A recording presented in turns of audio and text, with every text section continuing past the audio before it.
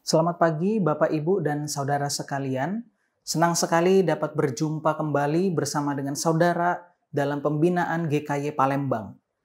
Saudara yang dikasihi di dalam Tuhan, hari ini topik pembinaan kita bertemakan Aku adalah Pintu. Sebelum kita membahasnya, mari kita berdoa terlebih dahulu.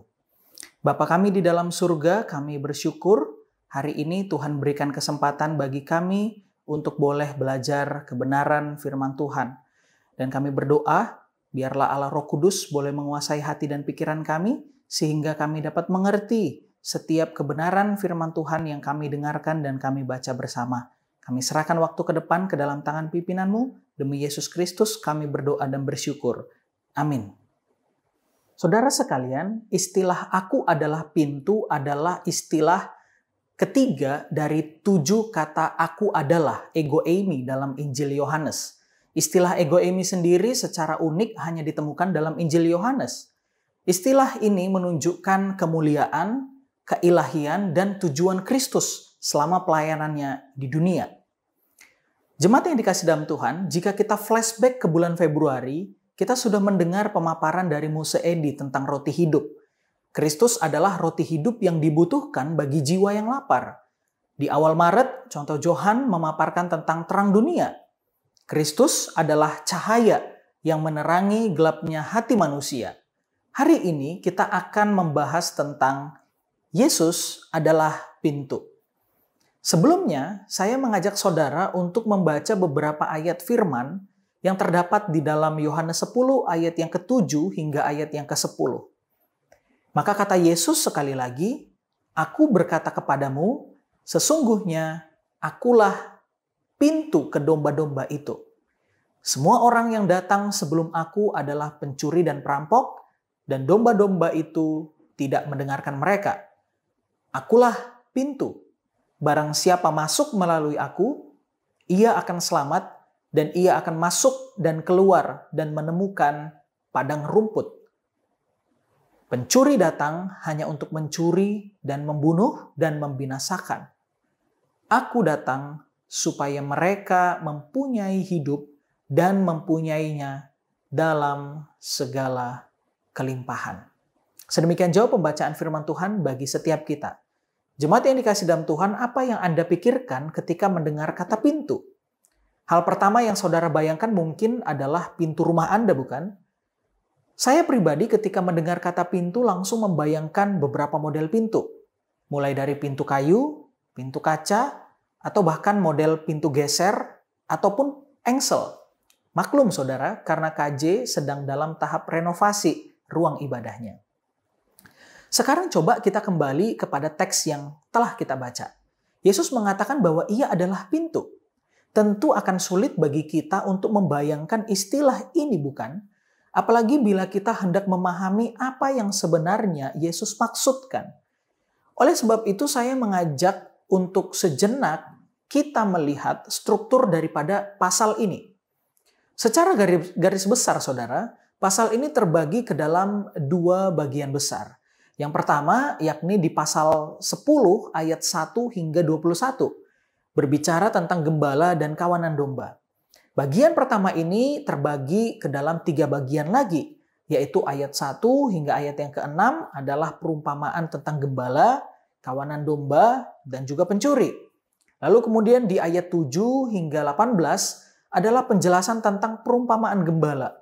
Lalu di ayat 19 hingga 21 bicara tentang pertentangan di antara para pendengar. Bagian yang kedua di pasal 10 ayat 22 hingga 42 berbicara tentang Yesus di hari raya pentahbisan Bait Allah. Bagian kedua juga terbagi menjadi beberapa subbagian. Ayat 22 hingga 30 berbicara bahwa Yesus adalah Mesias. Lalu kemudian di ayat 31 hingga 39 berbicara bahwa Yesus adalah anak Allah. Ayat 40 hingga 42 berbicara Yesus bertolak ke seberang Yordan. Jika melihat pada struktur di atas, maka sangat sulit untuk memisahkan istilah aku adalah pintu dari konteks besar pasal ini, yang sedang menjelaskan juga tentang Yesus yang adalah gembala. Maka dari itu saya merasa perlu untuk menjelaskan sedikit tentang latar belakang gembala domba kandang, dan juga pintu. Saudara, domba adalah hewan yang sangat lemah bila dibandingkan dengan hewan-hewan yang umum dijumpai di zaman Yesus. Domba menghabiskan waktunya seharian untuk merumput. Uniknya, domba nggak memiliki insting untuk menemukan kandangnya atau mencari jalan untuk pulang. Domba tidak punya indera penciuman yang kuat, seperti yang kita temukan di beberapa hewan lainnya, apalagi GPS, saudara ya. Hal ini membuat domba sangat rentan untuk tersesat. Bahkan ada penafsir yang mengatakan meskipun kandang domba tersebut ada di depan matanya, seekor domba masih kesulitan menemukan jalan pulang kembali kepada kandangnya. Selain itu, saudara, domba juga tidak bisa melawan predator atau hewan buas. Jadi misalkan ada serigala di dalam kawanan domba itu, mereka tidak bisa melawan dan mereka hanya pasrah. Hal inilah yang kemudian membuat domba gampang untuk diincar oleh hewan buas yang ada di sekitarnya. Sebagai tambahan, jika seekor domba jatuh ke sungai, udah pasti dia akan kelelep dan tidak bisa menolong dirinya sendiri. Maka benarlah Mazmur 23 yang dituliskan Daud bahwa domba harus minum dari aliran air yang tenang, bukan dari aliran air yang deras. Meskipun domba digambarkan sebagai hewan yang lemah, saudara, namun secara alami domba adalah pengikut yang baik. Jadi, biasanya kawanan domba akan mengikuti domba pemimpin yang ada di dalam komunitas mereka kemanapun ia melangkah. Dari penjelasan ini kita dapat simpulkan bahwa domba sangat bergantung pada gembalanya. Domba butuh untuk disayangi, diperhatikan, disediakan, dituntun, dan juga dijaga. Kebergantungan domba ini membuat relasi antara domba dan gembalanya sangatlah dekat. Saking dekatnya, saudara, para gembala di Timur Tengah di zaman Yesus dapat memanggil dombanya dan dombanya juga mengenal suara gembalanya. Ada dua tipe kandang yang kita dapat temukan di zaman Alkitab. Yang pertama, saudara, adalah kandang di perkotaan. Nah, tempatnya sudah pasti besar dan dapat menampung banyak domba. Tempatnya juga sudah bagus. Dan kandang ini biasanya dijaga oleh seorang penjaga pintu. Jadi tugas si penjaga pintu adalah menjaga pintu saja dari malam hingga pagi hari. Di pagi hari barulah gembala datang dan memanggil dombanya untuk merumput. Namun kita juga melihat bahwa ada tipe kandang yang kedua, saudara, yaitu kandang di padang atau di desa, di mana dindingnya dibuat dari rangkaian batu.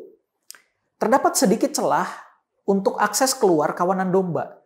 Karena tidak ada pintu untuk menutup kandang itu, maka biasanya para gembala berbaring tidur di akses keluar kandang itu. Artinya gembala menjadi pintu yang menjaga domba-domba dari hewan buas atau bahkan pencuri dan perampok yang hendak masuk. Memang ada beberapa tafsiran yang setuju dengan pandangan ini. Apalagi jika membahas peran pastoral sebagai seorang gembala. Namun ada juga tafsiran yang sebenarnya kurang sepaham dengan konsep tersebut berhubungan dengan ayat yang kedua dan ketiga di pasal 10 yang menuliskan bahwa ada beberapa peran, saudara, di situ ya. Ada gembala, penjaga kandang, dan juga pintu. Nah, kita tidak akan membahas hal ini secara panjang lebar, namun kita kembali kepada istilah di dalam teks yang telah kita baca. Dari pembacaan Alkitab dan studi narasi yang kita lakukan, kita menemukan bahwa Yesus bukan hanya menyebut dirinya sebagai gembala, tetapi pintu bagi domba-domba itu. Secara tidak langsung, Yesus sedang ingin mengkontraskan dirinya dengan para pemimpin agama yang tidak beres. Para pemimpin agama saat itu disebut sebagai pencuri dan perampok. Saudara bisa baca di ayat yang ke-8 pasal 10. Ketika Yesus mengatakan dirinya sebagai pintu, Yesus sedang ingin menekankan kembali perannya sebagai penjaga dari pencuri dan perampok, sekaligus menyatakan bahwa keselamatan hanya ditemukan di dalam dan melalui dirinya. Yesus adalah pintu menuju keselamatan itu. Ia mengatakan bahwa barang siapa yang percaya dan bertobat memiliki kepastian keselamatan. Dan kepastian itu dapat kita baca juga di dalam Ibrani 11 ayat yang ke-6. Tetapi tanpa iman tidak mungkin orang berkenan kepada Allah. Sebab barang siapa berpaling kepada Allah, ia harus percaya bahwa Allah ada dan bahwa Allah memberi upah kepada orang yang sungguh-sungguh mencari Dia. Dalam hal ini, saudara, Yesus adalah gembala sekaligus pintu yang membawa umat atau jemaat kepada keselamatan dan kekekalan itu. Seorang bapak gereja bernama Chrysostom berkomentar bahwa ketika Yesus membawa kita, umatnya, kepada Bapa, dia menyebut dirinya sebagai pintu. Ketika ia merawat kita, ia menyebut dirinya sebagai gembala. Meski bisa dibedakan dari segi peran berdasarkan tafsiran Bapak Gereja, Pak Chrysostom tadi, tapi kita harus mengakui, saudara, bahwa istilah gembala itu mencakup keseluruhan peran yang ada. Di dalam istilah gembala terkandung peran untuk menuntun, untuk memelihara, menjaga, bahkan mengarahkan seseorang kepada Bapa. Namun jika memang harus dipisah, maka makna dari aku adalah pintu dapat disarikan melalui ayat Yohanes 14 ayat yang ke-6. Kata Yesus kepadanya, akulah jalan dan kebenaran dan hidup. Tidak ada seorang pun yang datang kepada Bapa kalau tidak melalui aku. Yesus adalah pintu menuju kerajaan Allah. Yang menarik adalah Yesus tidak menyebut dirinya dengan istilah sebuah pintu, a door, salah satu pintu. Tetapi ia menyebut dengan istilah saya adalah pintu, I am the door. Ungkapan Yesus ini kembali menegaskan bahwa hanya melalui dirinya, tidak ada yang lain, manusia dapat beroleh keselamatan kekal. Yesus menyatakan dirinya sebagai satu-satunya akses masuk menuju sorga, keselamatan, dan kekekalan. Maka sebuah refleksi bagi kita dari istilah Yesus adalah pintu adalah, sudahkah kita beriman dengan sungguh kepada Dia? Apakah kita yakin bahwa hanya di dalam Kristus ada keselamatan kekal itu? Biarlah saudara, pertanyaan ini juga boleh membawa kita untuk kembali merenungkan keselamatan di dalam Yesus Kristus, satu-satunya penolong dan juru selamat di dalam kehidupan engkau dan saya. Dia adalah pintu itu. Mari kita bersatu di dalam doa. Tuhan, kami bersyukur untuk kebenaran firman Tuhan yang sudah kami renungkan pagi hari ini. Kami berdoa biarlah Tuhan boleh materaikan kebenaran firman Tuhan ini dan Roh Kudus Tuhan juga boleh memberikan penerangan bagi kami supaya kami dapat menyelami apa maksud Tuhan melalui kebenaran firman Tuhan yang sudah kami baca dan dengarkan ini. Tuhan boleh sertai hidup kami masing-masing, secara khusus seluruh kegiatan dan aktivitas yang akan kami lakukan hari ini. Biar kami juga boleh menjadi saksi Kristus dimanapun kami berada. Terpujilah namamu, demi Yesus Kristus Tuhan kami berdoa dan mengucap syukur. Amin. Tuhan Yesus memberkati kita sekalian.